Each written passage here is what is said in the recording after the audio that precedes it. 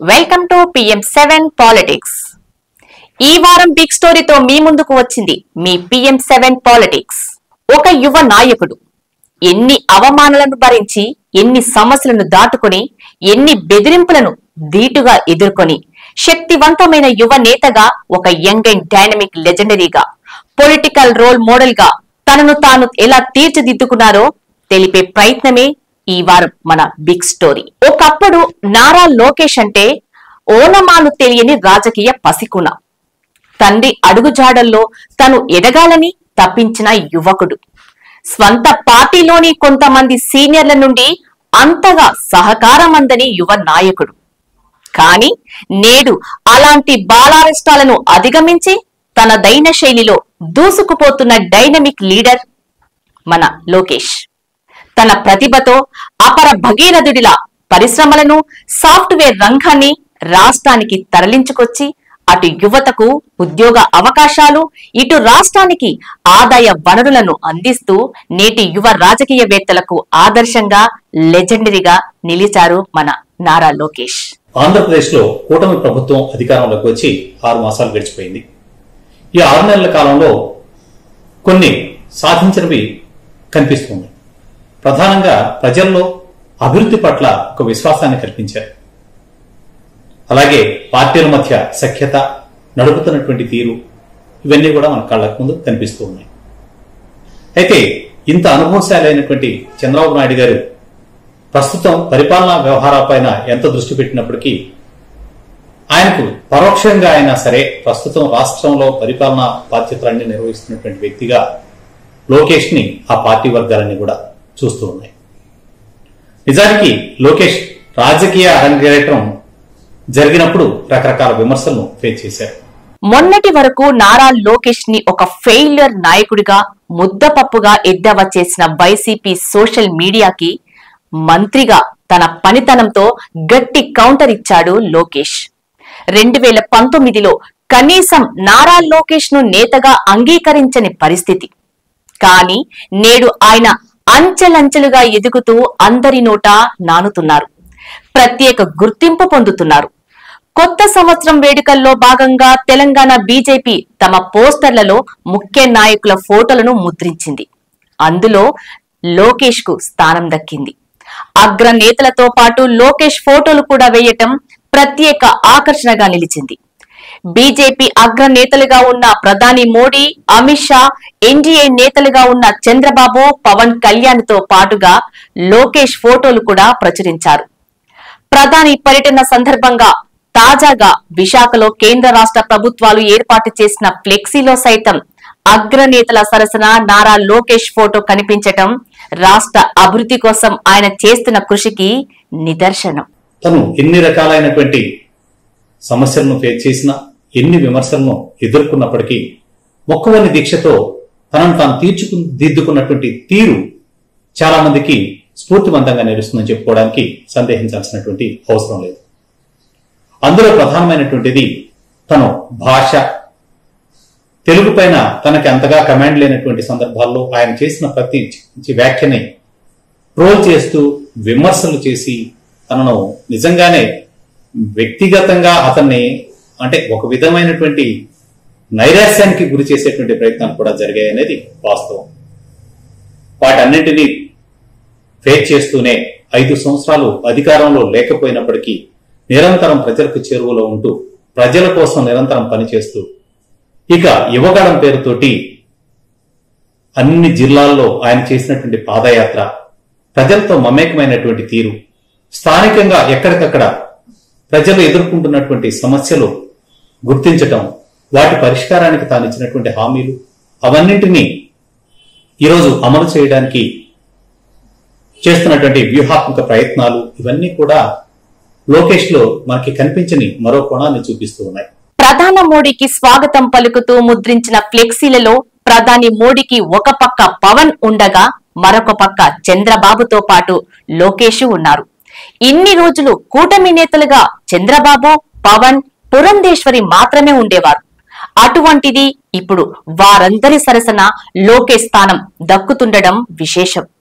మొన్నటి ఎన్నికలకు ముందు లోకేష్ పరిస్థితి ఏంటి అన్నది ఒక్కసారి చర్చిస్తే నారా లోకేష్ ఎన్ని అవమానాలను తట్టుకొని, ఎన్ని కుయుక్తులను జయించి, ఎన్ని బెదిరింపులను ధీటుగా ఎదుర్కొని నిరంతరం శ్రమించి ఎలా ఎదిగారో మనకి ఇట్టే తెలుస్తుంది.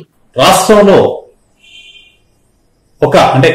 పాదయాత్ర ప్రారంభించినప్పుడు యువగళం ప్రారంభించిన సందర్భంలో మాట్లాడినటువంటి మాటలకు 2-3 జిల్లాల తర్వాత ప్రజలతో తన మమైకమై మాట్లాడుతున్నటువంటి తీరుకు, అంటే రోజు రోజుకి తనను తాను తీర్చిదిద్దుకున్నటువంటి వ్యక్తిత్వం, తీరు, ఇవన్నీ కూడా మన కళ్ళ ముందు కనిపిస్తూ ఉన్నాయి. ఈ రోజున చాలా చాలా లో ప్రొఫైల్ మెయింటైన్ చేస్తున్నప్పటికీ లోకేష్ ముద్ర పరిపాలనాపరమైనటువంటి అంశాల్లో మనకి స్పష్టంగా కనిపిస్తుంది.